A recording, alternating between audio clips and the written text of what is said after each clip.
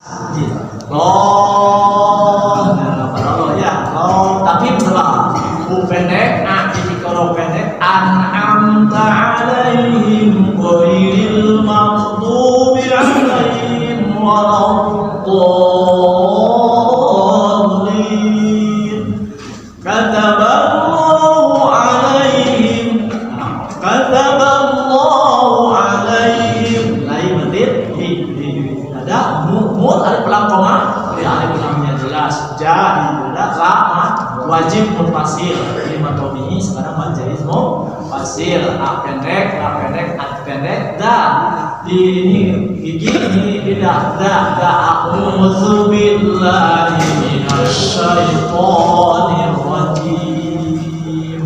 La'adzabahum bismillah. La'adzabahum tidak sapawi bin alif lam samsiah dun. Nah, itu gombiguna, tapi dibacanya didatang. Walaupun menurut Ibnu Tajid itu gombiguna, tapi khusus kalimat bid dunia silwa kinwa ya tadi jelaskan jadi jelaskan bid dunia masa dibaca kalau di gomot mereka mana mereka dunia gitu kan sebenarnya dunia jelas ya bid dunia ya domi bisa berarti pola wa pendek bu sapawi bil alif lam koma ya alif lamnya jelas a mad bada ri semua roh pendek di pendek a di koro da mad domi panjang warkat bun alif lam sa nah bu di tasdid guna nah mad domi dan mad diri sukun walaula dan jika tidak an bahwa kataba telah menetapkan Allah alaihim atas mereka ala jala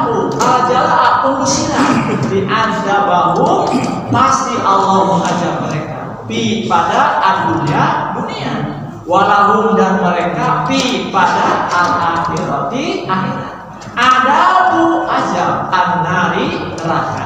Artinya dan sekiranya tidak karena Allah menetapkan pengusiran terhadap mereka itu orang-orang Yahudi ya, yang ada di Madinah, pasti Allah mengajab mereka di dunia dan di akhirat mereka akan mendapatkan azab neraka. Pengusiran Yahudi bisa terjadi karena dua hal. Pertama, kepemimpinan Rasulullah SAW yang tegas. Yang kedua, keridhaan Allah terhadap kaum muslim.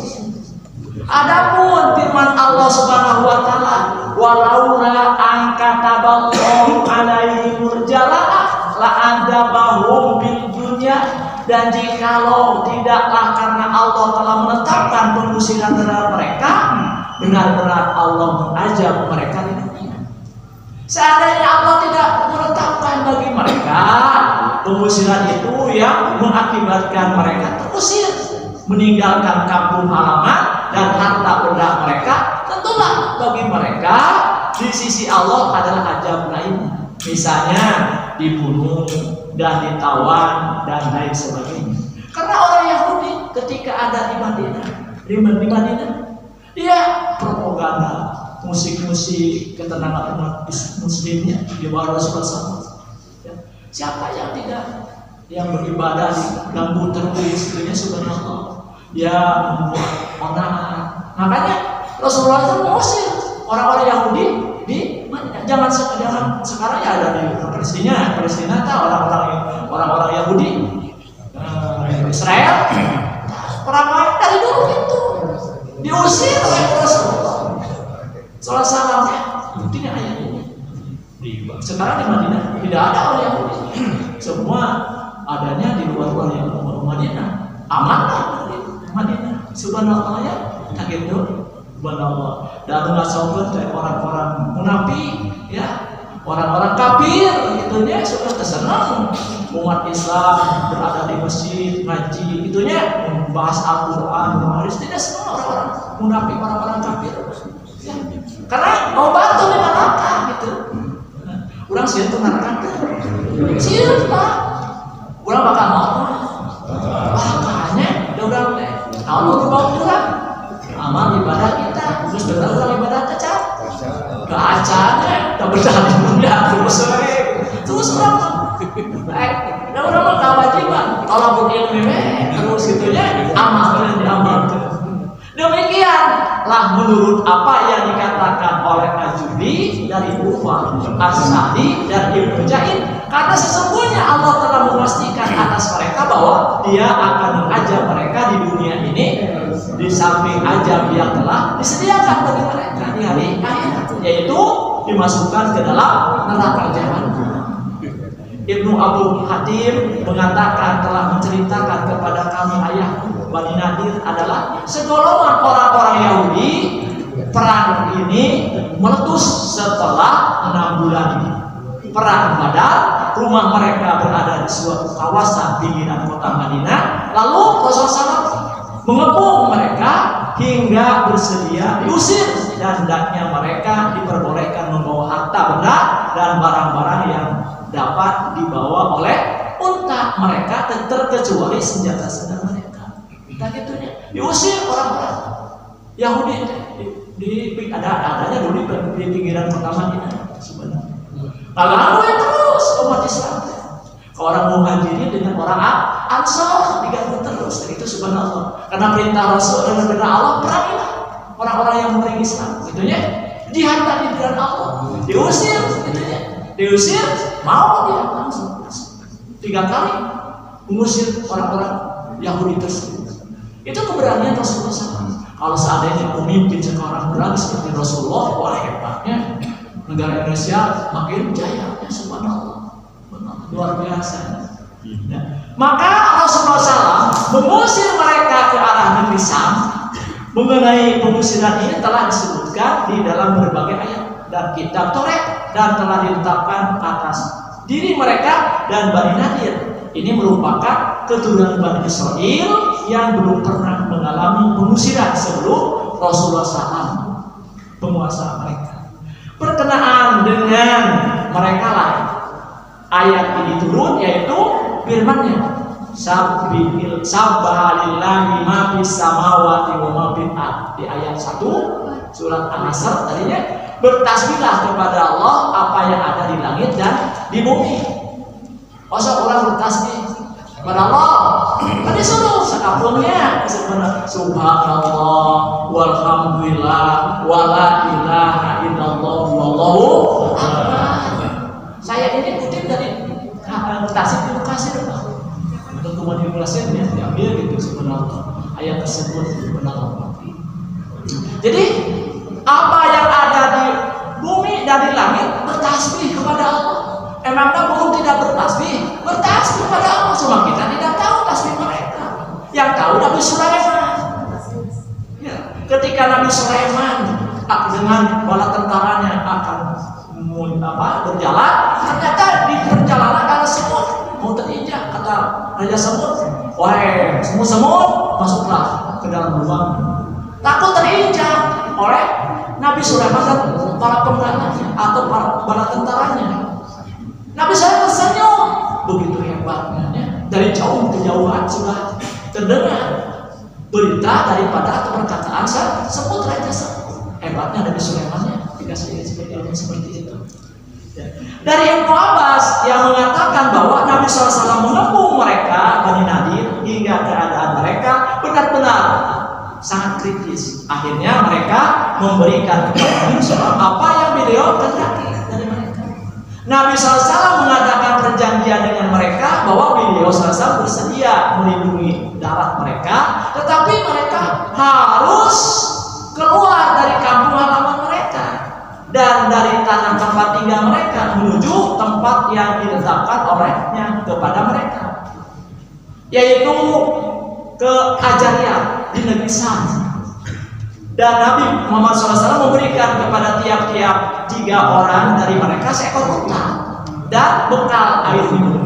Firman Allah Subhanahu wa taala, wa lahum bil akhirati adzabun nar, dan bagi mereka di akhirat azab neraka. Tadi yang dibaca surat apa?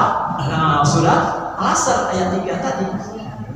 Quran surat Al-Asr artinya pengusiran.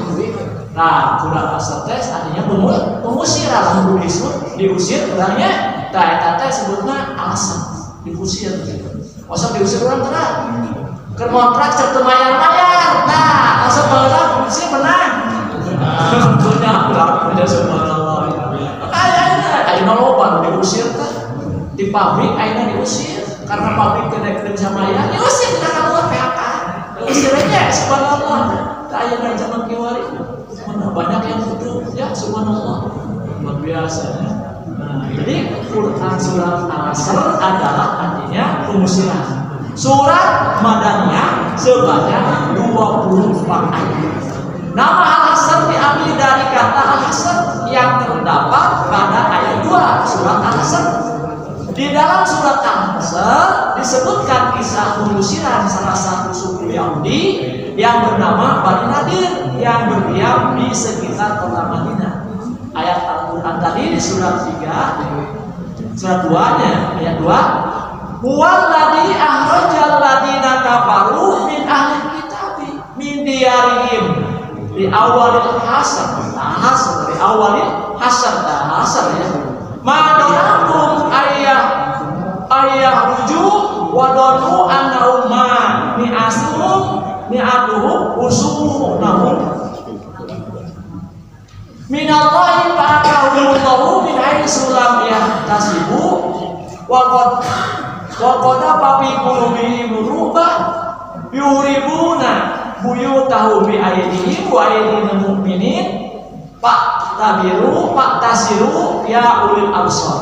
Dialah yang mengeluarkan orang-orang kafir di antara ahli kitab dari kampung halamannya pada saat pengusiran yang pertama. Kamu tidak menyangka bahwa mereka akan keluar dan mereka pun yakin benteng-benteng mereka akan dapat mempertahankan mereka dari siksa Allah.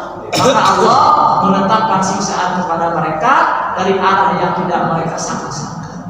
Dan Allah menanamkan rasa takut ke dalam hati mereka sehingga musuh-musuh musnah rumah-rumah mereka dengan tangannya sendiri dan tangan orang-orang mukmin. Maka ambillah pelajaran atau kejadian itu menjadi pelajaran wahai orang-orang yang mempunyai pandangan. Walaupun orang-orang Yahudi itu kokoh persenjatanya kuat, dengan inilah izin Allah bisa hancur, bisa diusir oleh Rasulullah SAW. Walaupun menurut syariat tidak mungkin Rasulullah bisa mengusir orang-orang Yahudi yang ada di Madinah karena mereka lengkap persenjataan, ekonominya kuat. Tetapi dengan izin Allah bisa, karena Allah punya kun fayakun, jadilah jadi. Tidak ada yang bisa mengarang kehendak Allah. Ya, subhanallah. Nah, Buya Hamka berkata, pengusiran atas Bani Nadir dinamakan Al-Hasr. Mereka berbaris satu persatu atau dua per dua